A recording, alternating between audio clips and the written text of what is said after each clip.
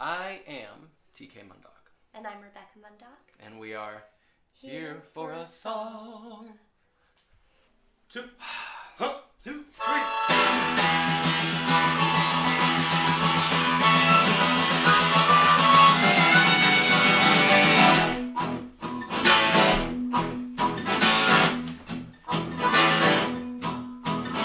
Small Genie snuck off the city, strung out a laser, slash back laser, ate all your razors, pulling the waiters, talking about Monroe, walking on Snow White.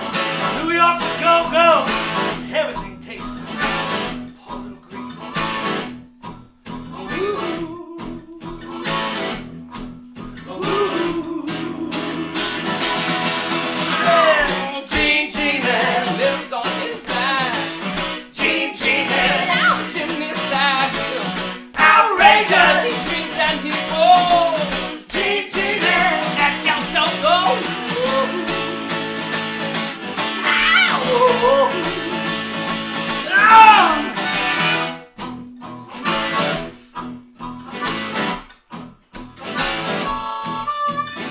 Sounds like a man, but he smiles like a reptile. Love him, she loves him, just for a short while. Scratching the sand and let go of his hand, and he says he's a beautician, sells you nutrition, keeps all your dead hair for making up underwear. Poor little green.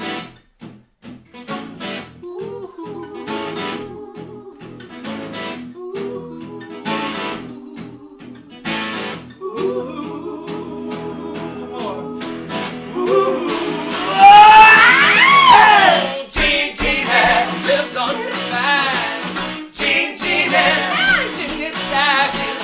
outrageous. He screams and he falls. Genie That counts so gold.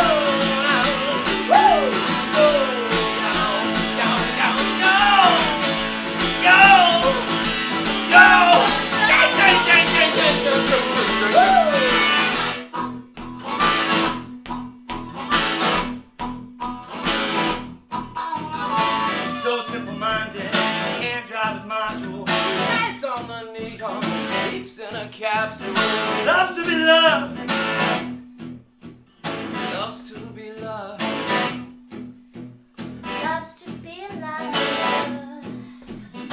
Loves to be, loves to be, loves to be loved. Hey, Genie Lives on his back. Genie Chimney stack. outrageous. He screams and he falls. Genie Let yourself go. go. Go, go, go, go, go, go. Let yourself go. Hey.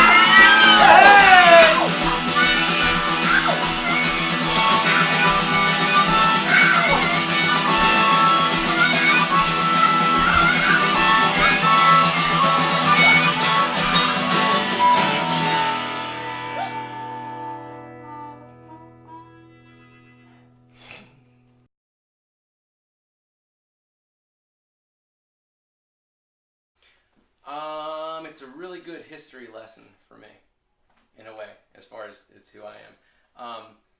Studying music and always wanting and studying art and being both, you want something that excites you, something new. And man, like in the 90s, it seems like I was consuming everything, and that kind of like hit some kind of ceiling, and nothing new was being given anymore. You know what I mean? Went through Culturally, or just in your no, experience? musically, and possibly in my experience, my limited experience is pre-internet, you know what I mean, for the most part. And so, like, industrial music was the most interesting thing at that time.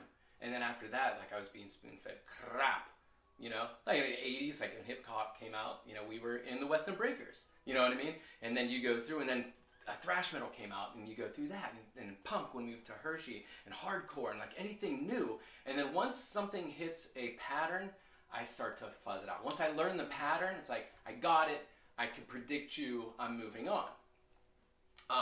So I found the path. There was nothing interesting again, so I started going backwards, right? So, okay, this is all stemming from someplace. And my brother Adam was on the programming board at UPJ, and so he was getting a lot of music flowing in, and he was as he had music coming in, he was getting turned on and handing it over to me. And so there was jazz coming through him. So my first jazz CDs came through him in a way, and blues, etc. But so I just started going back and back and back. And I was working in a clay studio, and that's where my first David Bowie CD was given to me. Which one? Rise and Fall of Ziggy Stardust. Now, I was in love with his stuff that I had heard, and I can go into a whole story of how like how he scared me in a way of being just fascinated. The Ashes to Ashes video at midnight, and I'm the only one awake on USA up all night flight, just being an instant fan, just fascinated. So in going back and studying that, I've always been fascinated by glam. Kiss was my favorite band when I was 5. I went as Peter Criss in kindergarten. And Prince, big fan of that. But he kept changing. Bowie kept changing. But what I came to realize is that he wanted to be Little Richard. And his first band was a blues band. And the Rolling Stones, they got their name from a Muddy Waters song. And The Who, well, they were a skiffle band, which was blues. Right. And, Van Morrison came from Them, which was a blues band. Right. And all of these great, amazing... The skiffle stuff. And Right. The skiffle stuff too. Yeah. Yes. So that's what you go to. Because if you learn the code, right, you can take it in any direction. It's like learning binary, in a way. Like, once you got that, Right. like, you could take it, the world's yours. That definitely, like when they say roots music, so many things came out of that. I watched a video today because as I was doing research on the song, David Bowie puts a Howlin' Wolf reference. Oh, yeah. Woo-hoo. Yes, Smoke exactly. Lightning. And he was obviously a student of Yes. where it came from. And but I feel like David Bowie, and I associate that also with Bob Dylan as I was thinking about this, as they were people that liked a lot, they studied a lot, and what made them interesting wasn't that they were doing anything new. I feel like is that their hunger for learning a lot of stuff, and then their ability to retain it and make reference to it without it being formulaic. Right. Because instead of them saying, "Oh, this is a blues thing," they took all the other stuff and put it with it. Yes. So like the song Genie, it has that blues bass and obviously the blues reference, but the storytelling isn't in a blues format. Correct. And he's talking about just kind of like American,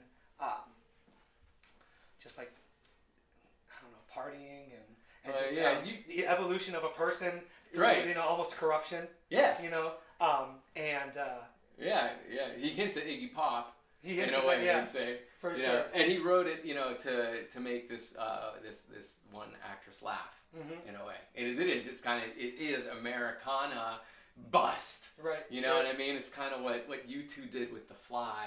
You know what I mean? Like they kind of just absorbed it and kind of switched it.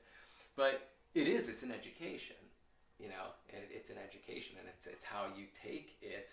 And then once you have that education, what do you build off of it?